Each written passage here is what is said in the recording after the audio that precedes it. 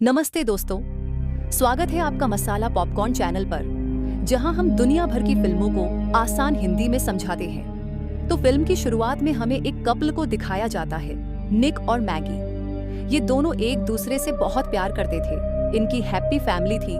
लेकिन फिर एक दिन मैगी को अपने सीने में तेज दर्द उठा। हॉस्पिटल ले जाने पर पता चला कि मैगी को एक जानलेवा बीमारी है।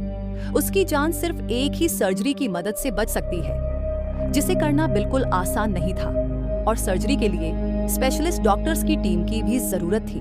निक अपनी वाइफ के लिए बहुत ज्यादा परेशान था। अब उसकी वाइफ हॉस्पिटल में एडमिट हो गई थी, तो ऐसे में उसे अपने बच्चों का ख्याल खुद रखना पड़ रहा था। जॉब के साथ सब कुछ मैनेज करना काफी मुश्किल था। एक दिन वो अपने बच्चों के लिए एक रोबोट कंपनी के अंदर जाता है, जहाँ के एम्प्लॉयज निक को बताते हैं कि हमारे रोबोट ना सिर्फ दिखने में बिल्कुल इंसानों जैसे हैं, बल्कि उनके अंदर फीलिंग्स और इमोशंस भी डाले गए हैं, जिनकी मदद से वो इंसानों को अच्छे से समझ सकते हैं। बात सुनते हुए निक ने नोटिस किया कि उसकी बेटी इस्ला गायब हो गई है। परेशान होकर वो अपनी बेटी को एग्जीबिशन में ढूंढने लगा। उसकी बेटी उसे कहीं नहीं मिल रही थी और फिर एलिस नाम की एक रोबोट उसकी बेटी को ढूंढकर उसके पास लाती है, जो देखकर उसकी सांस में सांस आई। रोबोट कंपनी का एम्प्लॉय जो निक की बेटी को निक के साथ ढूंढ रहा था, वो निक को बताता है कि एलिस बहुत अच्छी रोबोट है, उसे बच्चों का ख्याल बहुत अच्छे से रखना आता है और ये तो उसने देख भी लिया था। यहाँ तक कि इस्ला को भी एलिस बहुत पसंद आई थी। वो अपने डैड से इस रोबोट को खरीदने को कहती है। हालांकि निक इसके बारे में ज्यादा नहीं जानता था, लेकिन इस्ला के बहुत ज्यादा जिद करने पर निक इस रोबोट को खरीद लेता है और अपने घर ले आता है। घर लाने के बाद निक एलिस को अपने घर का सारा काम समझाता है और फिर अपने बच्चों के साथ शॉपिंग के लिए चला जाता है। शाम में जब वो घर वापस आई, तो निक ये देखकर हैरान था कि एलिस ने न सिर्फ घर की सफाई कर दी थी, बल्कि घर की हर चीज अब जगह पर थी और साथ ही एलिस ने उनके लिए खाना भी बना दिया था। वो बात अलग थी कि इस्ला को एलिस का बनाया खाना पसंद नहीं आया था, क्योंकि वो अपनी मॉम के हाथ का खाना पसंद करती थी।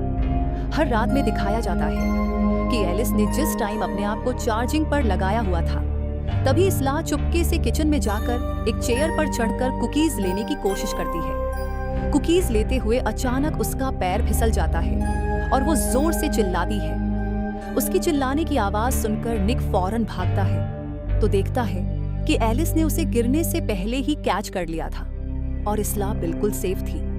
इसलिए निक को अब एलिस और भी ज्यादा पसंद आने लगी थी, क्योंकि वो उसके बच्चों का उससे ज्यादा ख्याल रख रही थी। अगले दिन निक एलिस को लेकर बच्चों के साथ मैगी से मिलने जाता है, जहां इस्ला मैगी को बताती है कि मैं एलिस से बहुत खुश हूँ। वो मेरी बहुत अच्छी दोस्त बन गई है और मेरा बहुत ख्याल भी रखती है।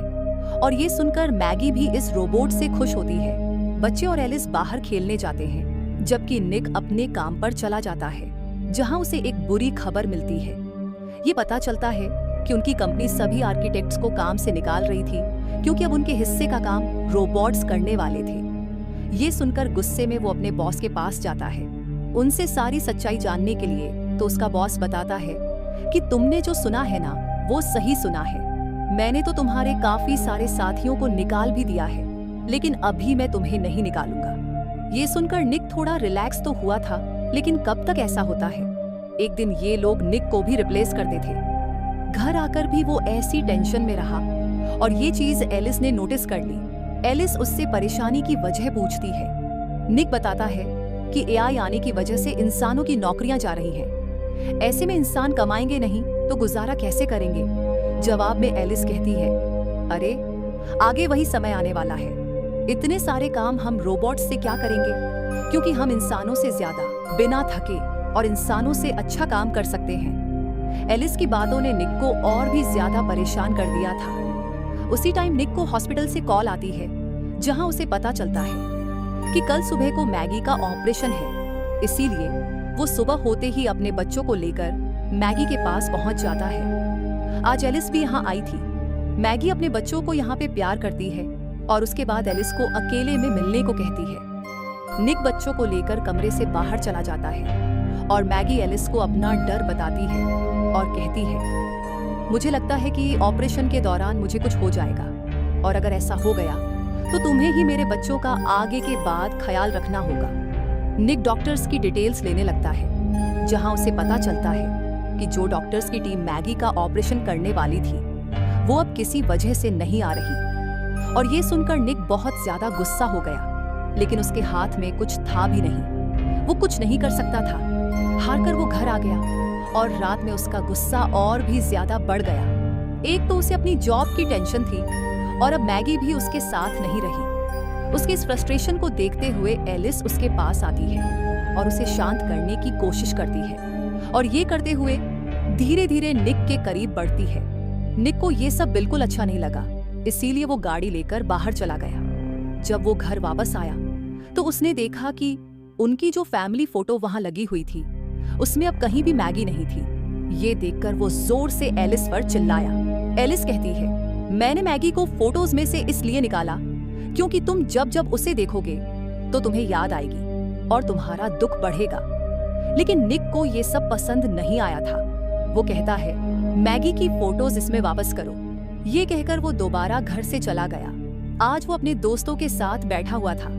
इनमें से बहुत से लोगों की जॉब चली गई थी और बहुत से लोगों की जॉब डेंजर में थी। सभी इसी के दुख में बैठे हुए थे।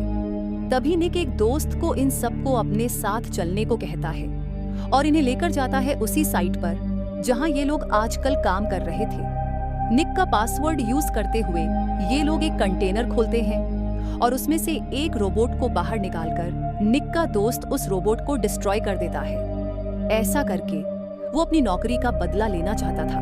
खैर, इसके बाद ये सब लोग यहाँ से चले जाते हैं। निक अपने घर आ जाता है और रात में जब वो नहा रहा था तब उसके पास दोबारा एलिस आती है। उसे तौलिया देने के लिए नहाते हुए ही वो अब निक की आंखों पर पट्टी बांध देती है और उसके काफी करीब चली जाती है। सुबह होने पर निक को बहुत बुरा लग रहा था कि रात जो कुछ भी हुआ वो ठीक नहीं हुआ था। इसीलिए वो एलिस से माफी भी मांगता है, लेकिन एलिस कहती है, कोई बात नहीं, तुम्हारा और तुम्हारे बच्चों का ख्याल रखना मेरी ड्यूटी है। और ये बात सुनकर निक को गुस्सा आ जाता है, इसलिए वो एलिस को लेकर अपने घर से निकल जाता है। इसला को स्कूल छोड़ने के बाद वो जब अपने काम पर आया तो उसे पता चला कि उनकी कंपनी उन लोगों को ढूंढ रही थी जिसने उनके एक रोबोट को डिस्ट्रॉय किया था। निक के बॉस निक से सवाल करते हैं, तुम्हारा पासवर्ड यूज करते हुए किसी ने उस कंटेनर को खोला है।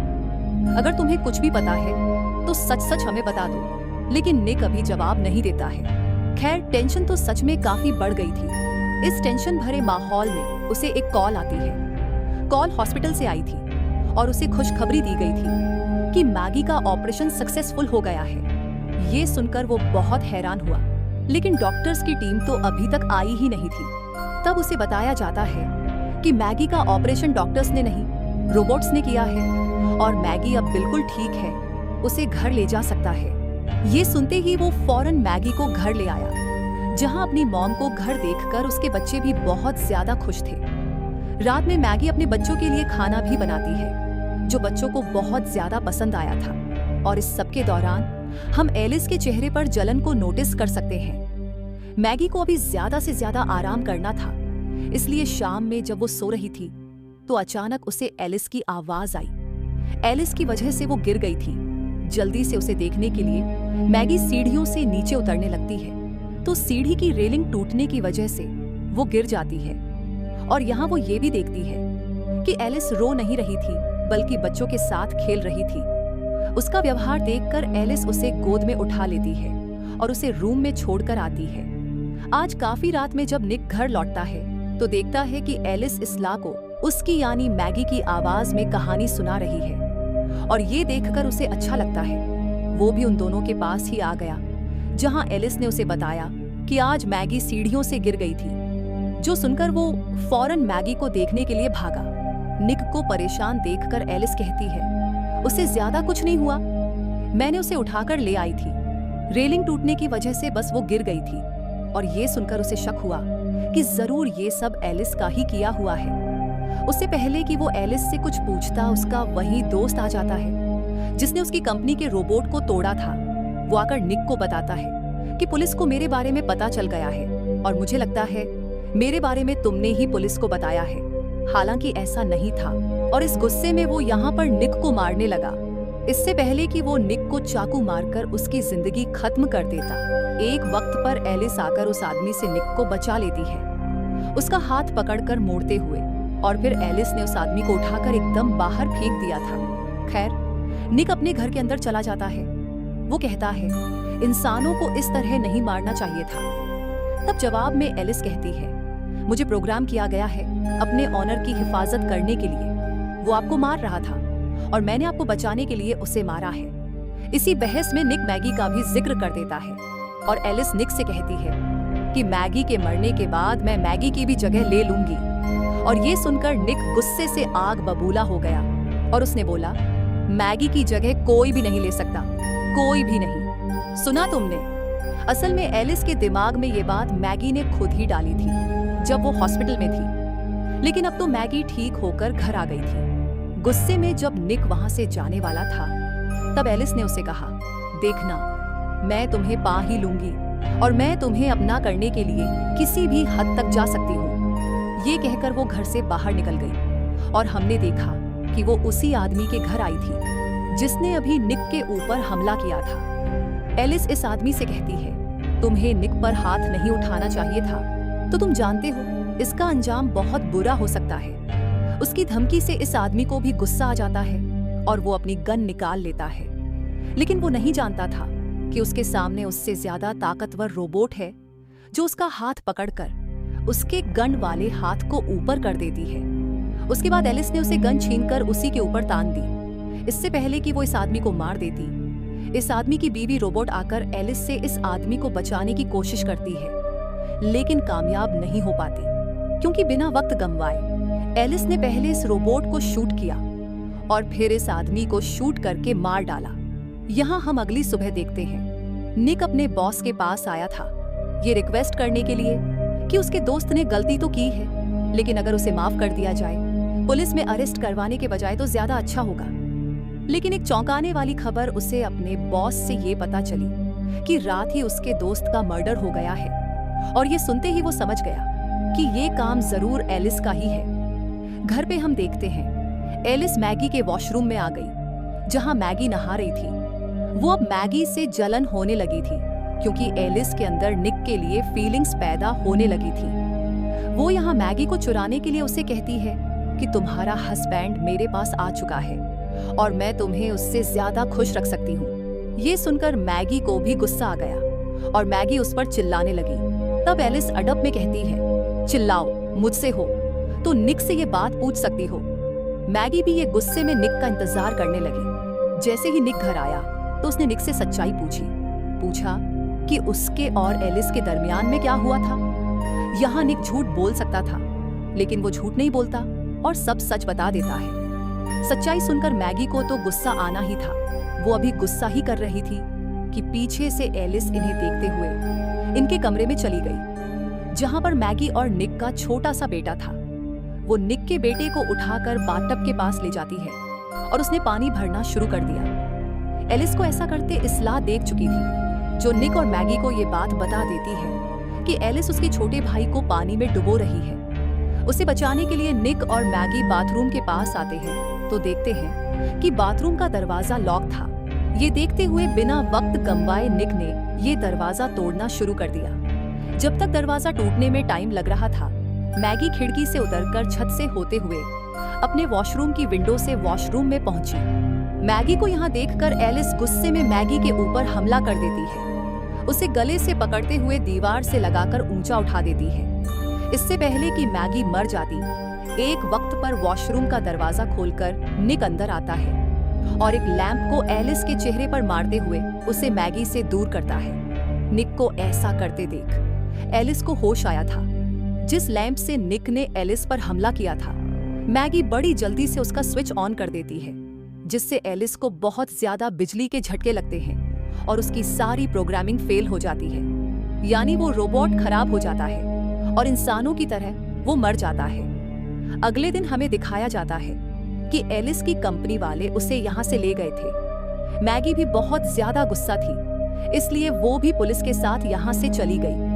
सीन का ठहराव ये दिखाया जाता है कि जब कंपनी वाले एलिस को ठीक कर रहे थे, यानी रिपेयर कर रहे थे तो अचानक उसके हाथों में मूवमेंट हुई और उसकी ये मूवमेंट इतनी खतरनाक थी कि वहां के सारे सिस्टम खराब होने लगे। यानी एलिस ने इस जगह के सिस्टम को हैक कर लिया था और फिर वो एक रोबोट की प्रोग्रामिंग को हैक करते हुए उसे ऑर्डर देती है साइंटिस्ट को मारने का।